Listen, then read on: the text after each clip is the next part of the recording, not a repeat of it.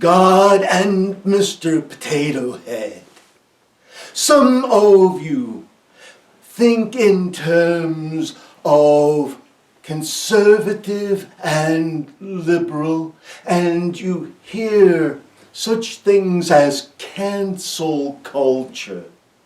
And you're taken in as if this is some benign statement.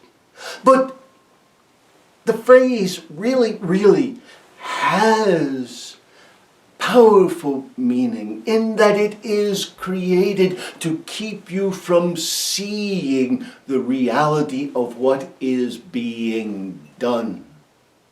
Those who use the phrase cancel culture are trying to hold on to things they are using to create divisions that they are using to manage to gather votes for themselves for elected offices.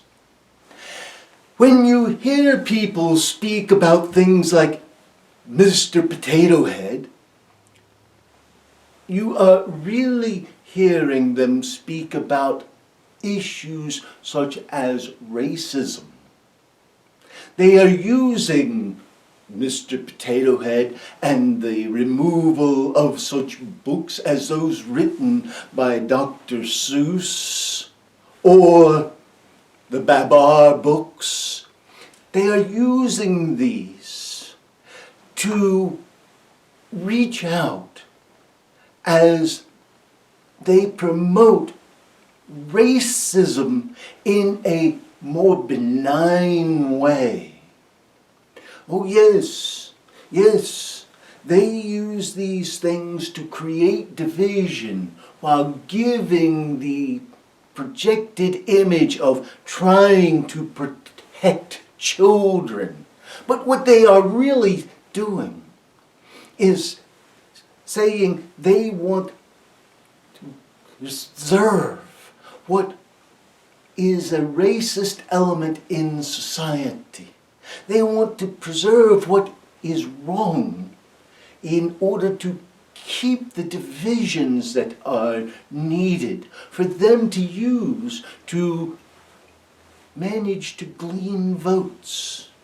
Because they are using memes and racist tropes in order to create an environment in which they can profit and prosper in the political world. This is what your politicians are doing. So now Mr. Potato Head and children's books become issues. Some of you may be old enough to remember when Mr. Potato Head was actually a few plastic noses and ears with metal tacks. And you would push those tacks into the potatoes and eventually the tacks would become rusty. They were dangerous little children's toys. And then they evolved to become plastic potatoes with plastic noses and plastic lips and plastic eyes that would stick into them. And now people complain because they have the wrong eyes or the wrong lips. But the question isn't really just the toy. The question is, why are politicians using the toy? What are they trying to promote? Why are politicians upset when authors of children's books willingly remove the books or rework the books to make them more racially acceptable? Why do they want books that teach racist elements? They say, oh, but we haven't been hurt by these books. Yet you see they have. They have, as a result of growing up in the environment they were in, become racist, and they don't even acknowledge their racism. Imagine if the medical world was like this. Just imagine people being bled for the common cold. Oh, things move on.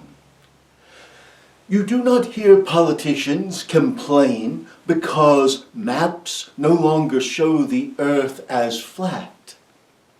But why have the maps changed? The maps have changed because our knowledge has increased. You do not hear politicians complain when the medical science has moved on. You do not hear them complain when astronomical science has moved on. Yet they wish to fight over Mr. Potato Head, Dr. Seuss, and Barbie. Why are they so willing to fight over these children's books? It is because they can use these things, these books, these toys, to promote racist issues that actually continue to create division in society, and they can do this in a seemingly harmless way while saying they are protecting children's right to play with these toys or to read these books. But what they are really promoting is the right to educate children in a way that inculcates racism into them, so they can use it for another generation to garner votes.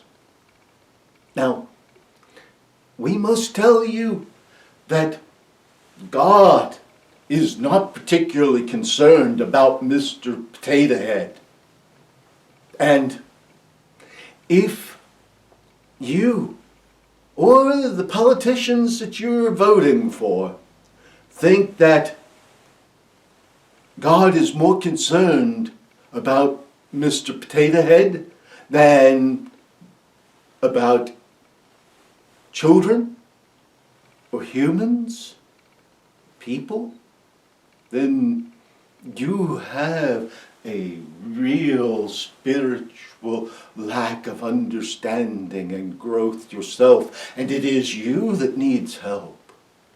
It is you that needs to learn the truth. For your leaders are using these things against you and to lead you astray. It is ultimately taking something that seems innocent and using it to promote division and hatred within your society. And it may reap a short-term benefit for them, but it will reap a long-term loss for society, and it will ultimately damage the world. Yes, you see this in the United States of America, and the United States of America has become, in this, a prime example to all of the world of just how horrible this issue of racism is. And make no mistake about it, this is not an issue in just the United States of America. This is an issue throughout the world. It is the United States of America where people see it most clearly. But it exists in every corner of your world. And you need to combat it now. God loves you. Love others. Love others and love them enough to admit that you need to grow and to teach your children properly. Love others.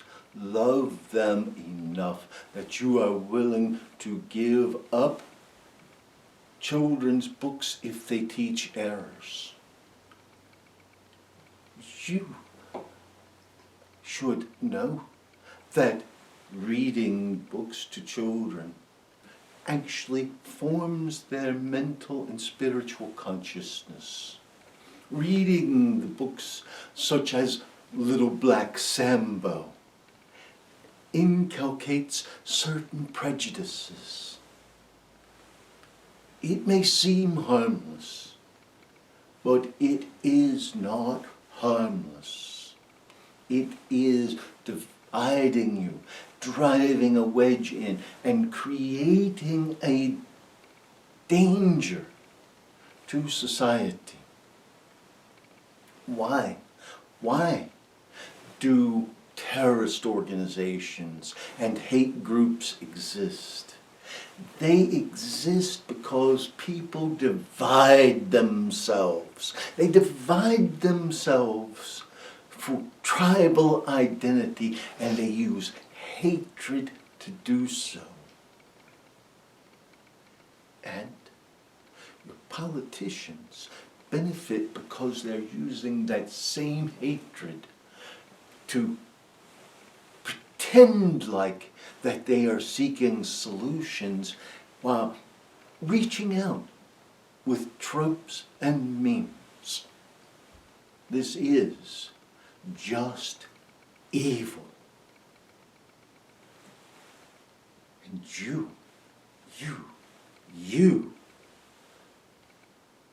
are able to make a difference. The change must come from the people, and you must change in your heart, and then you must see that you elect leaders and choose leaders and empower leaders who also have that same change in their hearts. That is how you change your world. We leave you with blessings and with peace. Peace be with each of you.